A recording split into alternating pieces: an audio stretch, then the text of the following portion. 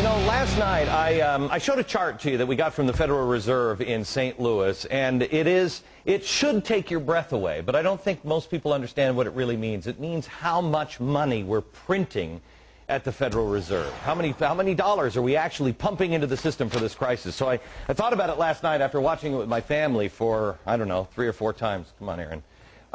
And I watched it with my family, and they said, Dad, I don't even know what that means. What does that mean? So I thought, there's another way that I could show this to you. There's another way that at least Al Gore did it with a slideshow. Now everybody thinks that that's true. So why don't we show you some true stuff on the slideshow? And actually, because, you know, we're a 5 o'clock show, we're cheap, we had to go borrow Sean Hannity's set. So we're going into Sean's. Shh, we'll be very, very quiet.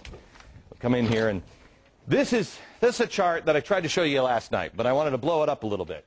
This is billions of dollars. This is how much money do we print and have in the system at any given time. Let me start at 1929. Show me here we go. 1929, here's the stock market crash, all right?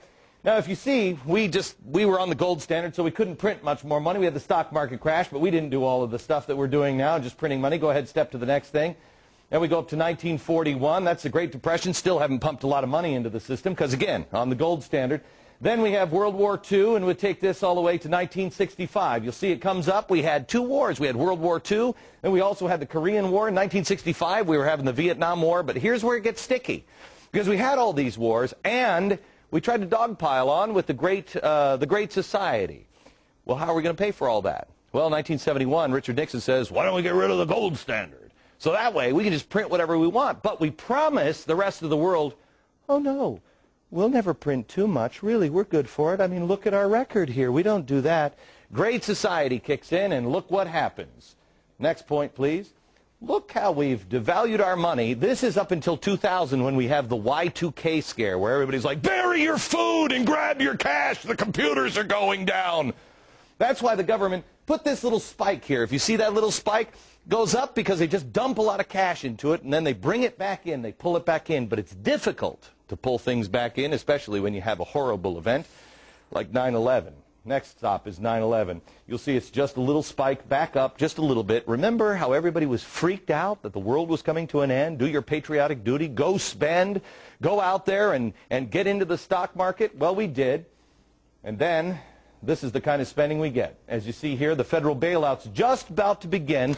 We're in, let me get into my Al Gore machine. Oh, it's a real inconvenient truth now, isn't it, Al? Look at this hockey stick. This is the hockey stick that Al Gore was talking about with the, you know, the woolly mammoth coming back or whatever the hell he's talking about. Here's where we were in September last year. But then the Treasury decided we need to start printing more money. This hockey stick should take your breath away. This is devaluing our money. You know, Al Gore said, global warming is not a political issue, it's a moral one. Thomas Jefferson said, doing this to our children is immoral. And I agree with him. We have pumped all of this money in and devalued our money. How is it not going to be worthless? This has never, ever been done by anybody ever before. Please share this video with everybody you know, all your friends. Please go to foxnews.com/Glenn Beck. We're going to make this available for you. Pass it on to your friends. This is real trouble. Not in 1,000 years. Perhaps in the next year. Back in